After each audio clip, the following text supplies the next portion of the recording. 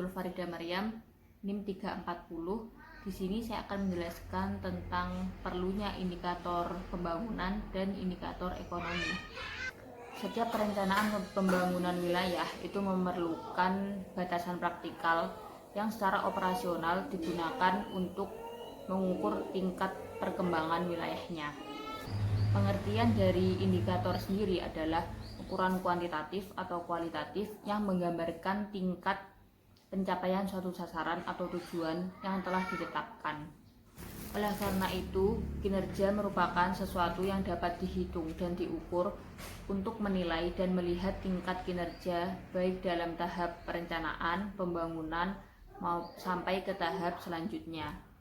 Secara umum, indikator kinerja memiliki beberapa fungsi. Yang pertama, untuk memperjelas apa, berapa, dan kapan kegiatan pembangunan dilaksanakan. Yang kedua, menciptakan konsensus yang dibangun oleh berbagai pihak terkait. Yang ketiga, membangun dasar bagi pengukuran, analisis, dan evaluasi kinerja organisasi atau unit kerja.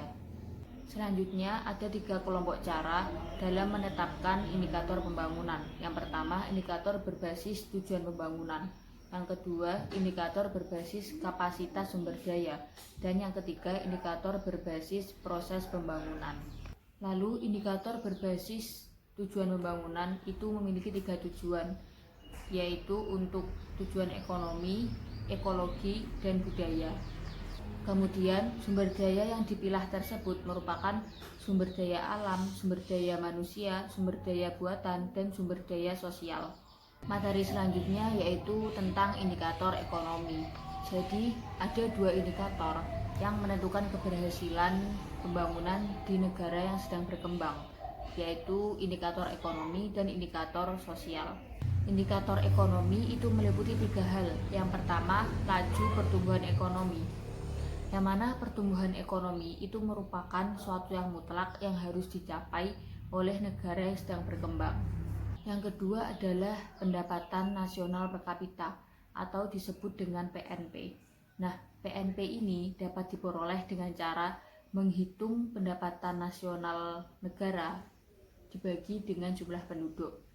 Dan perhitungan ini itu dilakukan setiap 1 tahun sekali, yang akan diambil manfaat untuk mengetahui perkembangan suatu negara dari tahun ke tahun dan juga sebagai acuan dalam mengambil kebijakan di masa yang akan datang. Dan yang ketiga adalah produk domestik bruto per kapita dengan purchasing power parity. Sekian presentasi dari saya dan akan dilanjutkan oleh pemateri selanjutnya. Assalamualaikum warahmatullahi wabarakatuh. Nama saya Muhammad Chandra Usama akan meneruskan materi selanjutnya, yaitu indikator sosial. Bregman memberitakan penelitian tentang cara-cara untuk membandingkan tingkat kesejahteraan ke dalam 3 kelompok. Kelompok pertama merupakan usaha membandingkan tingkat kesejahteraan masyarakat di 2 atau beberapa negara dengan memperbaiki cara-cara yang dilaksanakan dalam perhitungan pendapatan nasional biasa.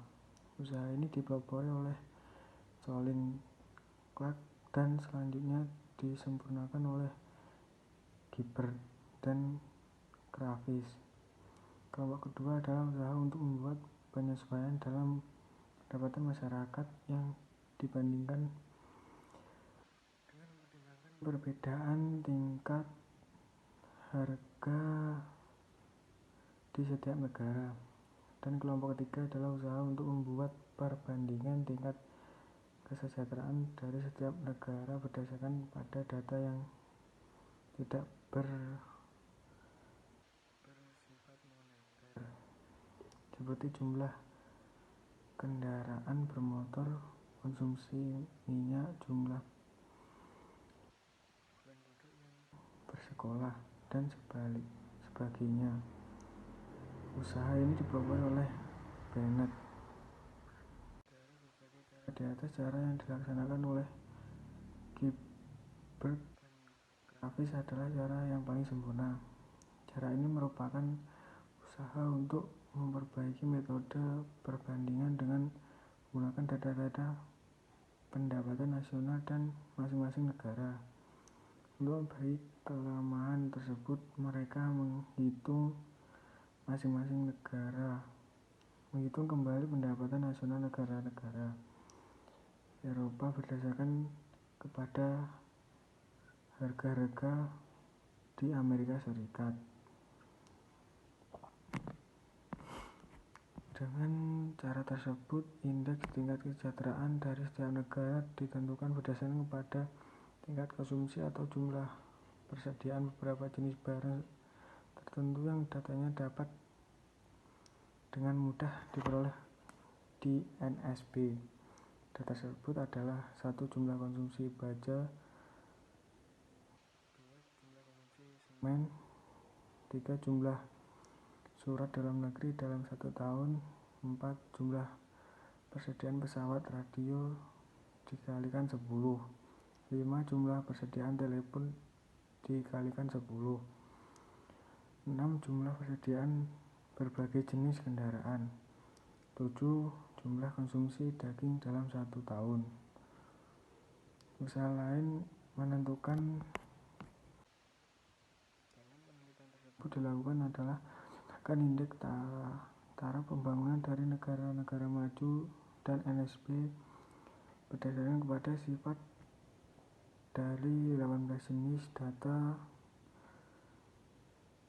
berikut di tiap negara. 1.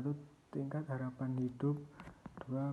Konsumsi protein hewani, 3.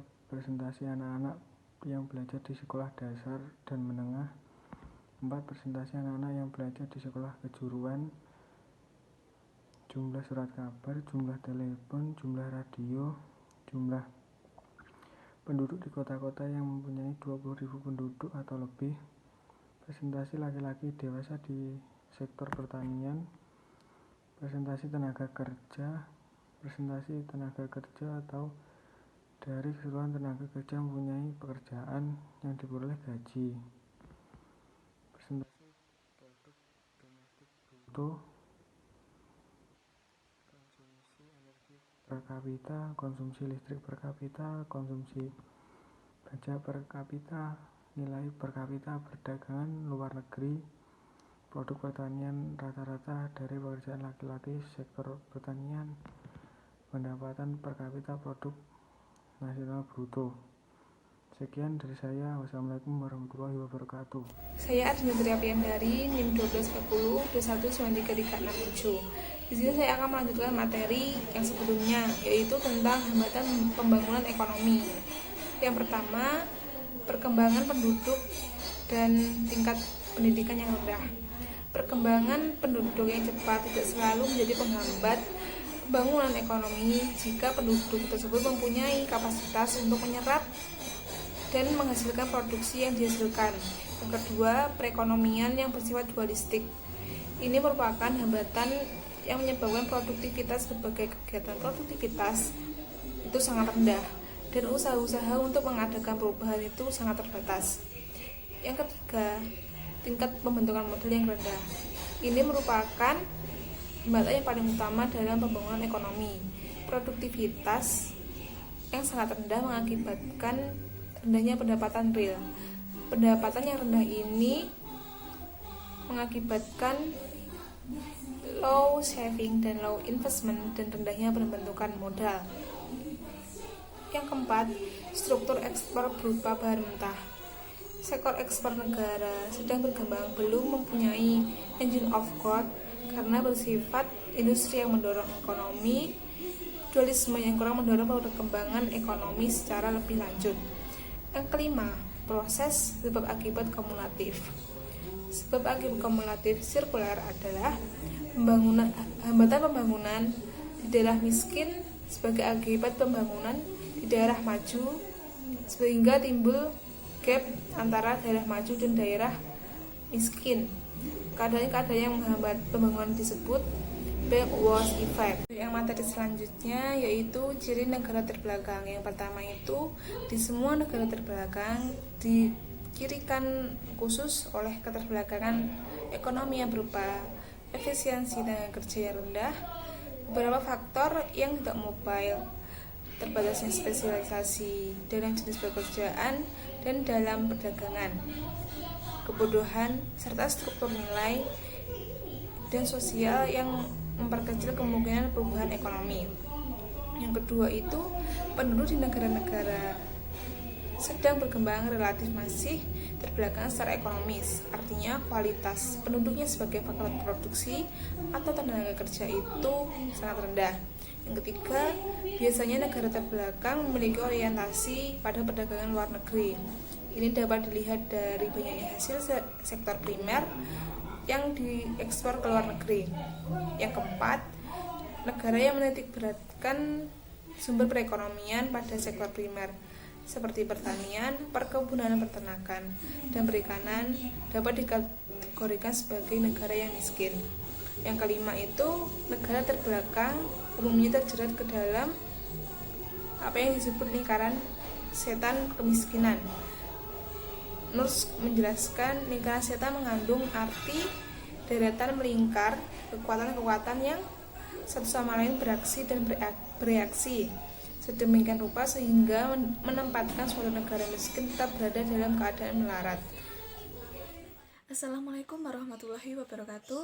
Perkenalkan, nama saya Maulina Alelia. Pada kesempatan kali ini saya akan melanjutkan materi selanjutnya, yakni mengenai persyaratan dasar pembangunan ekonomi. Yang pertama adalah atas dasar kemauan sendiri. Suatu negara tidak bisa berhasil memajukan perekonomian kecuali niat dari suatu negara tersebut. Profesor Kankers menyatakan bahwa pembangunan tidak akan mungkin terjadi jika ia tidak berkenaan dari rakyat.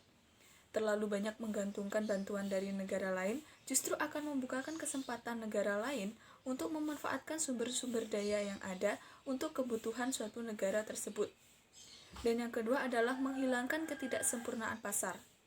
Dengan cara lembaga sosioekonomi yang ada harus diperbaiki dan diganti yang lebih baik. Tujuannya adalah membangun perekonomian yang secara maksimum dan penggunaan secara efisien sumber-sumber yang ada. Yang ketiga adalah perubahan struktural. Perubahan yang dimaksud adalah peralihan masyarakat pertanian tradisional menuju industri modern guna menyebabkan kesempatan kerja yang baik dan juga produktivitas buruh stok modal dan juga penyandanggunaan sumber-sumber daya baru serta perbaikan teknologi akan semakin tinggi. Berikutnya adalah pembentukan modal. Pembentukan modal adalah kunci utama bagi suatu negara untuk memperbaiki perekonomiannya. Yakni ada 3 tahapan. Yang pertama adalah kenaikan volume tabungan, yang kedua adalah keberadaan lembaga kredit dan keuangan, yang ketiga adalah penggunaan tabungan. Nah, berikutnya adalah kriteria investasi yang cepat. Kriteria investasi yang cepat adalah produktivitas marginal sosial, overbought ekonomi dan sosial, pertumbuhan berimbang, pilihan teknologi, dan yang terakhir adalah rasio modal output. Selanjutnya adalah persyaratan sosio-budaya. Suatu negara tidak akan mengaku dirinya maju tanpa adanya penyelenggaraan pendidikan di bidang industri yang baik. Di atas semuanya itu harus muncul suatu kelompok pembuka bisnis, administrasi, dan publik sebagai nyawa kehidupan bagi suatu bangsa untuk memajukan suatu negara tersebut. Selanjutnya adalah administrasi. Pemerintah harus kuat, mampu menyelenggarakan atau menegakkan hukum dan juga ketertiban yang ada di suatu negara tersebut.